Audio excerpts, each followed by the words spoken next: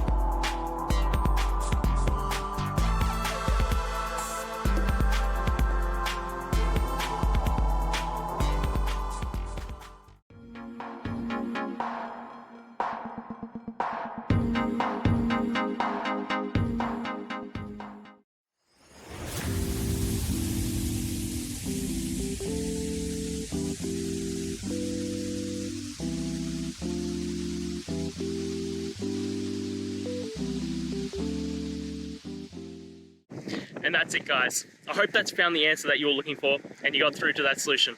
If you did, please hit the subscribe button. I'd really appreciate it. And until the next time you have a technical issue, I'll see ya. Have a good one.